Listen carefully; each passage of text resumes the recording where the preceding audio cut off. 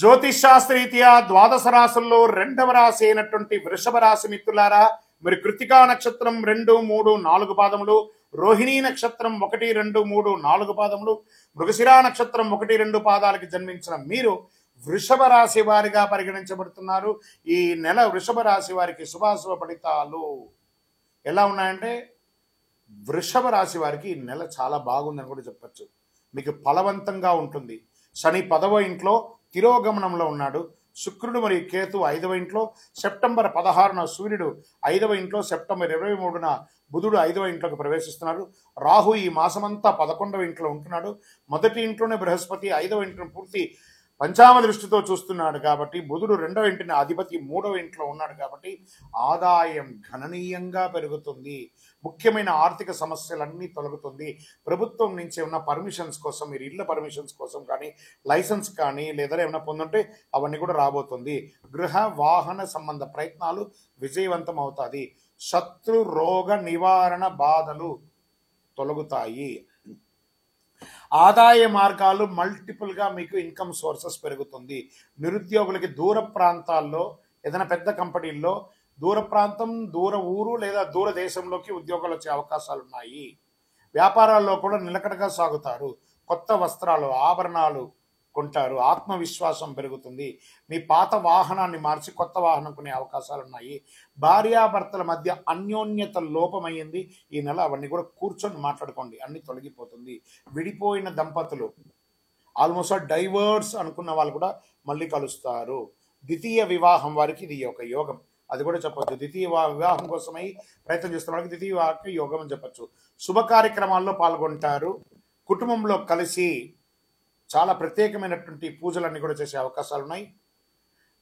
రాజకీయ నాయకుడికి సమాజంలో పలుకుబడి పెరుగుతుంది, గౌరవం పెరుగుతుంది, పలుకుబడి పెరుగుతుంది. ఉద్యోగం చేసే వారికి సహ ఉద్యోగుల యొక్క సహకారం లభిస్తుంది. ప్రమోషన్స్ దొరుకుతుంది, ఇంక్రిమెంట్స్ దొరుకుతుంది. మాస ప్రారంభంలో కాస్త వృధా అయ్యే అవకాశం ఉంది ఆర్థికంగా. కొత్త వ్యాపార విస్తరణ ప్రయత్నాలు ఈ నెల వద్దు, కాస్త ఆపండి. మీ తోటి వ్యాపారస్తుల నుండి పరోక్షంగా పోటీ ఎదుర్కొనే అవకాశం ప్రారంభంలో ఉంటుంది. కుటుంబాన్ని నిర్వర్తించే స్త్రీలు, ఉద్యోగం చేసే స్త్రీలు గౌరవం పెరుగుతుంది. సమాజంలో మీకు అవార్డ్స్ లాంటిది లేదా మీరు చేస్తున్న వాటికి ఒక అప్రిషియేషన్ కానీ దొరుకుతుంది అని కూడా చెప్పవచ్చు. ఆశించిన పదోన్నతి కూడా దొరుకుతుంది. విద్యార్థులు చదువులో చాలా ఏకాగ్రత పెట్టాలి. ఆరోగ్యం పట్ల శ్రద్ధ వహించాలండి. పొత్తి కడుపుకి సంబంధించి ఇబ్బంది వచ్చే అవకాశాలు ఉన్నాయి. మర్మాంగ సమయంలో కూడా ఏదైనా ఇబ్బందులు వచ్చే అవకాశాలు ఉంటాయి కాబట్టి మంచి ఒక డాక్టర్ని సంప్రదించి జనరల్ మాస్టర్ చెకప్ ఒక్కసారి చేసుకోండి. షేర్ మార్కెట్ స్పెక్యులేషన్ మిశ్రమం 50-50. మీడియా రంగం, ఐటీ రంగం వారికి చాలా బాగుందని కూడా చెప్పచ్చు. వివాహం కాని వారికి ఇది ఒక యోగం అని చెప్పచ్చు. ఒక రకంగా ఈ నెలలో అదృష్ట దినాలు ఏమేమి ఉన్నాయంటే 2వ తారీఖున 5, 10, 16 ఈ రోజులంతా కూడా మీకు అదృష్టం అని చెప్పచ్చు.